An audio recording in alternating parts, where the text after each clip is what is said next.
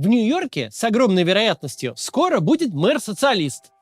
Да-да, в крупнейшем мегаполисе Соединенных Штатов, в центре свободного мира и символе победившего капитализма, руководить мэрией будет 33-летний левый активист, о котором еще полгода назад не слышал примерно никто. Речь о Захране Мамдани, который победил на мэрских праймериз Демократической партии, а значит, кресло мэра ему практически обеспечено. Его победа – предвестник ни много ни мало революции внутри подавленной поражениями Демократической партии.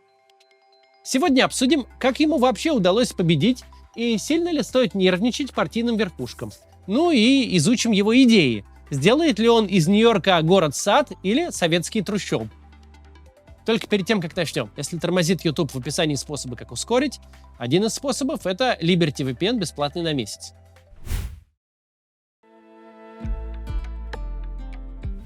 Начнем с того, что там вообще происходит. В Нью-Йорке выбирают мэра. В городе живут 9 миллионов человек. Это культурная и финансовая столица США, у которой огромный бюджет – 116 миллиардов долларов. Всем этим руководит мэр под контролем городского совета. Словом, выборы идут на важный и влиятельный пост. Обычно в Америке мэры городов – фигуры локальные, так сказать, широко известные в узких кругах. Но мэр Нью-Йорка – исключение. По населению город крупнее, чем 38 из 50 штатов, и фигура мэра тут сравнима скорее с губернатором крупного штата, чем с муниципальным менеджером. Хорошие отношения с мэром важны и для федеральных политиков, и для правительства штата. Ведь именно в Нью-Йорке крутятся большие деньги, живут крупные доноры, работают лоббисты и развиваются новые политические движения. А еще существует так называемое проклятие мэрского кресла. Уже более 100 лет у мэров Нью-Йорка не получается избраться на какой-то более крупный федеральный пост. Так что они стараются оставить максимальный отпечаток в истории на посту мэра, не особо размышляя о политическом будущем. Многие мэры Нью-Йорка становятся известными на весь мир, такие как Руди Джулиани с его теорией разбитых окон или Майкл Блумберг. Как и во всех крупных городах, доминируют в Нью-Йорке демократы, которых на одного республиканца тут приходится аж 6. Поэтому на выборах мэра главное соревнование именно демократические праймериз. Действующий мэр Нью-Йорка – демократ Эрик Адамс. Он известен разнообразием своих риторических приемов. Everyone knows that New York City is the Athens of America. Is the Istanbul of America. Is the keys of America. Is the soul of America. Главное достижение Адамса – появление в городе мусорных контейнеров. Теперь жители Нью-Йорка не выкидывают отходы и хлам на обочину, а складывают его в мусорке. Это революционное новшество было введено полгода назад. И нет, это не шутка. За десятилетия никто эту тяжелую задачу так и не осилил. Кроме того, Адамс не чужд коррупции. В качестве своих покровителей он выбрал Республику Турция. Сделал необязательной пожарную инспекцию зданий, которыми Турция владеет в Нью-Йорке. А еще по просьбе турецких властей не делал заявлений о геноциде армян. Взамен мэр Нью-Йорка получал, не дворец с аквадискотекой, а поездки в отпуск в Турцию с полетами бизнес-классом на Turkish Airlines. Вот такая вот там коррупция. Адамсом в итоге заинтересовался ФБР, и дело шло к суду. Но тут в Белый дом вернулся Трамп и велел прокурорам свернуть дело против хорошего человека. Взамен Адамс начал Трампа хвалить и рассказывать, как они сейчас будут вместе в Нью-Йорке нелегальных мигрантов ловить. Такой кувырок в воздухе пришелся не по душе нью-йоркским демократам, и рейтинг мэра в партии рухнул. Здраво оценив ситуацию, Адамс объявил, что на второй срок пойдет не от Демпартии, а самовыдвижением. Так место кандидата от демократов освободилось. Претендентов выдвинулось аж 11 из-за избирательной системы, о которой я расскажу чуть позже. Но шансы на победу были только у двоих. Первый – бывший губернатор штата Нью-Йорк Эндрю Куомо. Причем его отец Марио Куомо тоже был губернатором Нью-Йорка. В его честь даже назвали мост через Гудзон. Куомо-младший был губернатором 10 лет, с 2011 по 2021. В 2020-м при нем разгорелось аж 2 скандала. Во-первых, выяснилось, что его администрация в разгар пандемии массово отправляла пожилых жителей штата из больниц в дома престарелых. Результаты ожидаемые и печальные. Куча заражений и смертей, которые потом еще и скрыть пытались. Ну а во-вторых, Куомо харасил женщин. Причем, судя по числу обвинений, многих. Пострадавшие в основном сотрудницы администрации, то есть его подчиненные. Из-за скандалов Куомо ушел в отставку раньше срока. Ну а теперь вот решил устроить грандиозное возвращение в политику. На руку Куомо играли поддержка истеблишмента партии, в том числе экс-президента Билла Клинтона, и большие деньги, которые тратились в основном не на ведение активной кампании, а на закупку рекламы по телевидению и там билбордов и листов. Того и другого закуплено было очень много. И вот против Эндрю Куомо на праймерис пошел Зохран Мамдани. По меркам большой политики он просто чувак с улицы. Ему 33 года, он сын иммигрантов-индийцев, но в Нью-Йорке живет с детства. Изначально Мамдани работал в недвижимости и писал рэп. В какой-то момент он вступил в ряды демократических социалистов Америки. Это наиболее известная организация левого фланга в Соединенных Штатах. И начал работать на избирательных кампаниях. В 2020 году он решил избраться в ЗАГС Собрания штата, обошел на праймерис действующую депутатку-демократку и победил.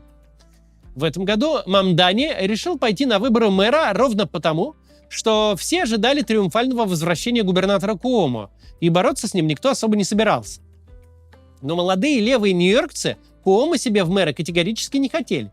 Во-первых, сказались скандалы. Во-вторых, он воплощает все то, что так бесит людей в политическом истеблишменте. Тут тебе и умеренные позиции, и финансирующие предвыборную кампанию олигархи, и отсутствие огонька в глазах. В-третьих, Куомо вообще не из Нью-Йорка, а из пригорода. Ну вот пусть себе в главы сельсовета там и избирается. В февральских предвыборных опросах Мамдани набирал почетный 1% голосов. Но уже на прошлой неделе на праймерис он победил, набрав 44%. На свою кампанию Мамдани потратил $8 миллионов. Это лимит из Сберсчета, которого он достиг еще пару месяцев назад. Для сравнения, на кампанию Куомо деньги тратил так называемый независимый комитет, для которого никаких лимитов нет, и бюджет там был 24 миллиона. Мамдани в итоге выиграл благодаря умелой кампании. У его штаба были тысячи волонтеров, в основном зумеры, которые ходили по домам и квартирам, раскидывали листовки, болтали с избирателями. Словом, старались дотянуться до людей вживую, а не через телевизор. Это на самом деле популярная политтехнология. Мы и в России такое практиковали и успешно побеждали даже. В Америке такой метод используют от раза к разу кандидаты самого разного калибра. От совсем новичков до сенатора Берни Сандерса. Это не всегда срабатывает, но часто срабатывает. Сработало и у Мамдани. Куомо же свои огромные деньги тратил опять же на билборды и рекламу по телевизору. Методы прошлого века. Экс-губернатор, похоже, вообще не думал, что ему придется постараться, и кампанию вел чисто на всякий случай, для галочки. Куомо рассчитывал, что его поддержат группы избирателей, у которых он не так популярен. Темнокожие демократы и пожилые жители Нью-Йорка. И отчасти оказался прав. Среди этих групп он действительно набрал много голосов.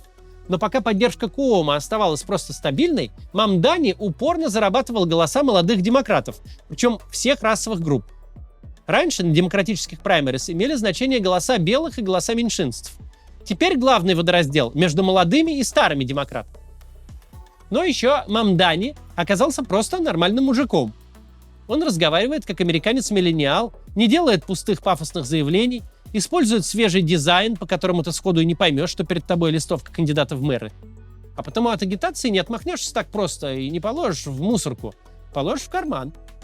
И закрыть вкладку с броским сайтом рука тоже не поднимется. Хочешь не хочешь, а пробежишься. Также Мамдани делает очень даже киношные видео. Вот, например, одно, где он всех призывает зарегистрироваться избирателями именно в Нью-Йорке, чтобы иметь возможность за него проголосовать. My team says I move my hands too much in these videos, so for this one, they're staying in my pockets. The other day on the subway, I met a New Yorker. But get this, they vote in California. I know this is true for many of you. You're Democrats who've chosen not to vote here because you believe your vote counts more elsewhere. Every 4 years, you vote absentee from your parents' address in Philly or 3 apartments ago in Atlanta. But come on, you live here. I get it, I do! Keep them in your pockets. Especially after this last election. Еще Мамдани снимал интервью с продавцами шаурмы и выяснял, почему у них цены взлетели. Оказалось, город не дает лицензии на установку фудтраков и приходится выкручиваться через мутных перекупщиков. Кандидат в мэры постоянно ходил по городу и лично говорил с избирателями. А к концу кампании устроил акцию. За вечер прошел весь Манхэттен с северного конца до южного, от Гарлема через миллиардерский Мидтаун до парома на Стейтен-Айленд. Потому что, по словам Мамдани, Нью-Йорк заслуживает мэра, на которого можно запросто наткнуться на улице и наорать, если что не так. Молодой кандидат заполучил официальную поддержку от нью-йоркской политической звезды, молодой конгрессвумен Александрии Окасио-Кортес. которая сама неожиданно влетела в политику 7 лет назад, обойдя на праймерис демократа-ветерана. Собственно, в интернете Мамдани выбрал самую правильную стратегию. Не превратил свои соцсети в типичный корпоративный бренд, который пытается штамповать мемы и приколы, на выходе получая кринж, а обычным языком писал, зачем идет в мэр. Приколы же вполне органично появлялись от сторонников. Это только добавляло впечатление, что Мамдани ведет кампанию нормального человека, а не политика с дорогими консультантами.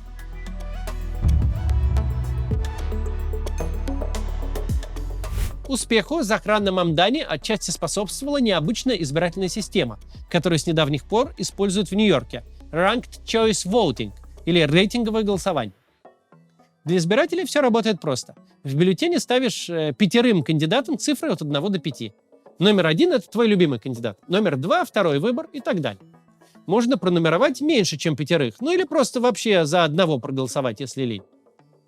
Когда участки закрываются, начинают считать голоса. Сначала смотрят, у кого сколько единичек, то есть основных голосов. Если какой-то кандидат набрал больше 50%, то все, молодец, держи мандат. Но если ни у кого нет абсолютного большинства, начинаются раунды перекидывания бюллетеней. Кандидат на последнем месте выбывает, а бюллетени за него отдают тем, кому избиратели поставили номер 2. Конечно, не все бюллетени уходят какому-то одному кандидату. Смотрят каждый конкретный бюллетень и за кого двоечку поставил каждый конкретный избиратель. Если после этого все еще никто не набрал 50%, снова выбывает последний кандидат, и процедуру повторяют, пока кто-то не наберет большинство. Система эта на самом деле очень хорошая. Во-первых, можно не думать о спойлерстве. Нравится малоизвестный кандидат, но боишься потратить голос впустую? Расслабься, поставь своему номер 1, а какому-то еще номер 2. Твой, может, и проиграет, но голос за него передастся и не сгорит. А во-вторых, предвыборные кампании становятся более уважительными. Нет смысла поливать грязью оппонента, ведь его сторонники тебе тоже нужны. Они могут поставить тебе двоечку, и в итоге их голос идет тебе. Представьте выборы в России с такой системой. Идут в округе, например, 1 путинист и 3 демократа. Оппозиция не смогла договориться. Путинист набирает 40%, а демократы все по 20%. При обычной системе путинист бы победил, хотя большинство проголосовало против него. А при рейтинговом голосовании избиратели ставят циферки всем демократам, их голоса складываются и побеждает не путинист. Вот на выборах в Нью-Йорке система так и сработала. Мамдани заключил альянс с другим кандидатом в мэры со своего фланга, казначеем Нью-Йорка Брэндом Ландером. Они записали видео, где предложили своим сторонникам отдать другому голос номер 2.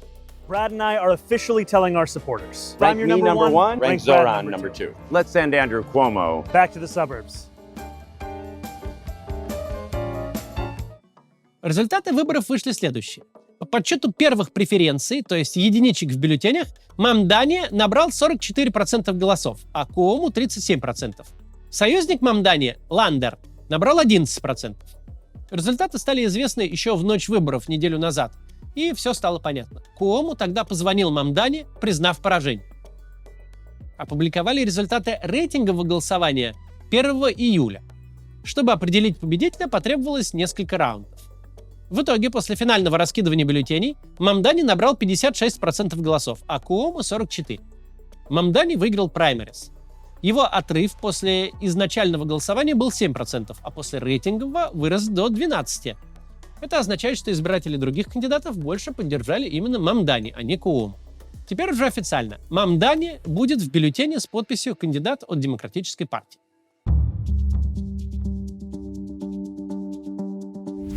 Теперь про то, что эта победа вообще значит. А значит она, что внутри Демократической партии пошла левая волна. Сначала про самого Мамдани. Он, напомню, социалист. Это не значит, что первым указом в роли мэра он на Уолл-стрит памятник Ленину поставит.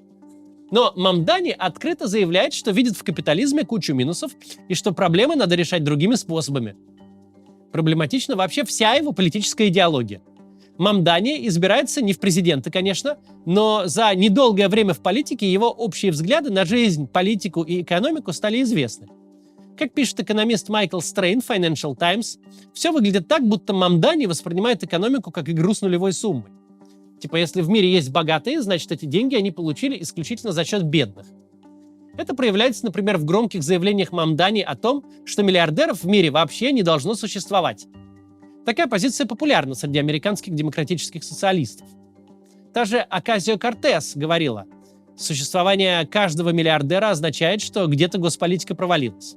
Это, конечно, утверждение совершенно неверное. Да, как и у любой системы, какие-то проблемы у капитализма есть. Но его основные концепции, рынок и свободная конкуренция, как раз вытащили из бедности миллионы людей. И уж точно Америка, относительно правая страна, доказывает это своим живым примером. Ну а появление в стране миллиардера, если он, конечно, миллиарды свои не из нефтяной трубы получил, означает, что он создал какую-нибудь корпорацию, создал бизнес, который нужен и полезен другим людям, много рабочих мест. В общем, от миллиардера есть большой вторичный экономический эффект. И это очень хорошо. В любом случае, Мамдани живет в Америке, где открытое размахивание серпом и молотом по-прежнему имеет 0 популярности за пределами Твиттера. Так что строить коммунизм от Лонг-Айленда до Гудзона он не предлагает, иначе бы никакие праймерис не выиграл. Но все же то, как Мамдани предлагает решать существующие проблемы Нью-Йорка, очень даже отражает его левые взгляды. И способы решения проблем у него сомнительны. 2 наиболее известные позиции его программы – это заморозка стоимости аренды жилья и бесплатные автобусы. Заморозка аренды – это ровно то, что вы думаете. В Нью-Йорке значительная часть квартир попадает под контроль стоимости аренды. То есть городские власти могут регулировать плату за съемное жилье. Казалось бы, это кажется полнейшим бредом при взгляде из наших широт. Представляете, в Москве бы Собянин регулировал, за сколько вы можете свою квартиру в аренду сдавать. Или в Питере бы Беглов это делал. Имели бы нью-йоркцы опыт жизни при СССР, им бы и в голову бы не пришло мэрам такое разрешать. Но они живут всю жизнь при капитализме. И вот результат. Мэр Адамс разрешает нью-йоркцам повышать аренду из-за инфляции и других факторов. Мамдани же планирует вообще запретить повышение стоимости. Это, понятное дело, идея так себе. Государственное контролирование цен обычно только ухудшает ситуацию. Начинается дефицит или открывается черный рынок. Да, стремительно растущие цены на жилье – реально главная проблема американского среднего класса, но решать ее Мамдани хочет проверенно плохим способом.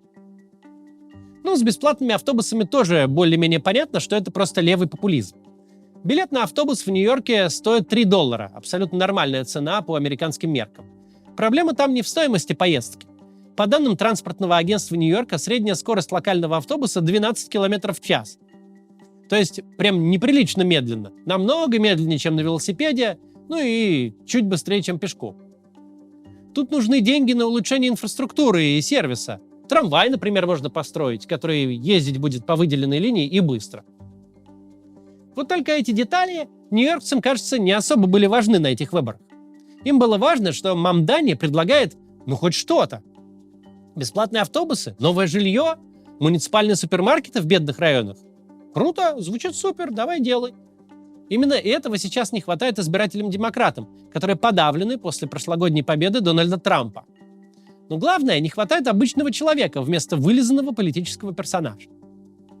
Мамдани выбрался на политическую сцену из ниоткуда и начал говорить нормальным языком о транспорте, о жилье, об инфляции, о реальных проблемах, с которыми средний житель Нью-Йорка каждый день сталкивается в худшем смысле этого слова.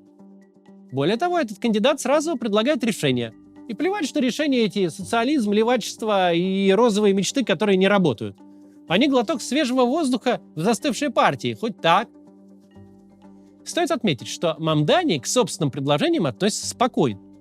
В одном из интервью он сказал, что если какие-то его идеи не оправдаются, то и ничего страшного, ведь главное попробовать. Ну а Эндрю Куомо в своей кампании предлагал примерно ничего. В его листовках было написано, что при нем 15 лет назад приняли закон о гей-браках и что он будет бороться с Дональдом Трампом. Как именно он будет бороться, не уточняется. Избиратели же хотят новых идей и новых действий, которые внутри Демпартии в данный момент исходят от левых. Чтобы выставить Мамдани с его идеями в дурном свете, Старая гвардия устроила на него личные нападки. Самой продуктивной была атака по теме, вы не поверите, Израиля и Палестины. Никуда нам от этого вопроса не деться. Напомню, речь о выборах мэра Нью-Йорка, который занимается прокладкой метро и организацией ежегодного фестиваля тыквы. Внешнеполитических полномочий у мэра нет, Разве что взятки от турков брать и их бизнес-классом потом летать. Но на Мамдани все равно наехали за поддержку Палестины. Это он, конечно, зря. Но в антисемитизме Мамдани при этом вроде как не замечен, и существование Израиля поддерживает. Там уже весь его твиттер за 10 лет перелопатили в поисках реального компромата и ничего не нашли. Может, потому компромат этот и не сработал.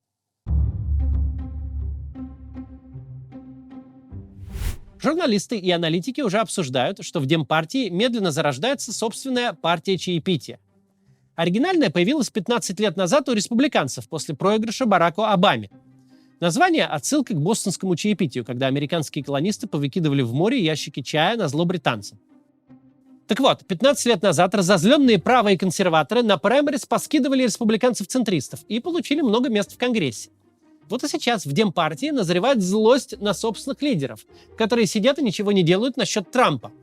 А учитывая результат Мамдани, очевидно, что за него голосовал и значительный процент умеренных демократов, которым просто хочется воодушевиться и увидеть реальные действия против республиканцев. Чтобы демократическая партия чаепития появилась, нужна победа Мамдани на финальных ноябрьских выборах. И из всех вариантов развития событий победа Мамдани выглядит сейчас наиболее вероятной. Обычно на американских выборах идет борьба между двумя кандидатами, республиканцем и демократом. Но в этом ноябре за кресло мэра, похоже, будут бороться четверо. Первый – Мамдани от Демократической партии. Второй – действующий мэр Эрик Адамс, который идет как кандидат от Республики Турция. Ну ладно, как независимый кандидат. Третий – республиканец Кертис Слива, эксцентричный мужик в красном берете. Он в выборах участвует просто ради фана, потому что республиканца никто мэром в Нью-Йорке никогда не изберет. А четвертый кандидат – это Эндрю Куомо, тот самый, который проиграл праймерис. Он успел зарегистрировать себе карманную партию и, как сообщают американские каналы, останется в ноябрьском бюллетене на строчке этой как бы партии. Поэтому планируется битва на четверых. В ноябрьских выборах рейтингового голосования не будет. Будут старые добрые стандартные выборы. Кто впереди, тот и победил.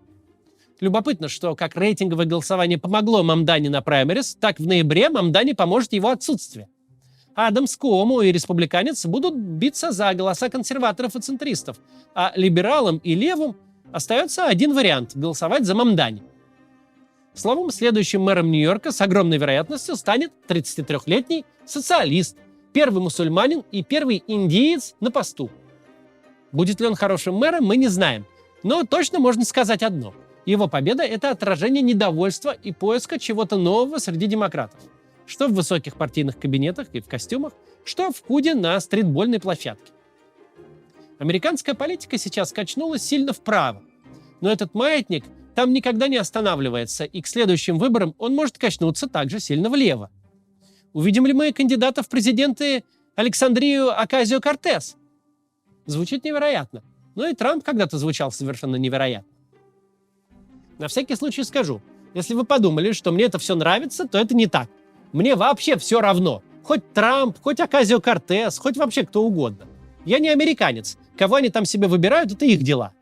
Но посмотреть на их политику нам интересно по многим причинам. Но в первую очередь, чтобы не забывать, резкие изменения вполне себе возможны и бывают. И вот 33-летнего социалиста мэром Нью-Йорка собрались избрать. Интересно же? Надеюсь, что да. До завтра.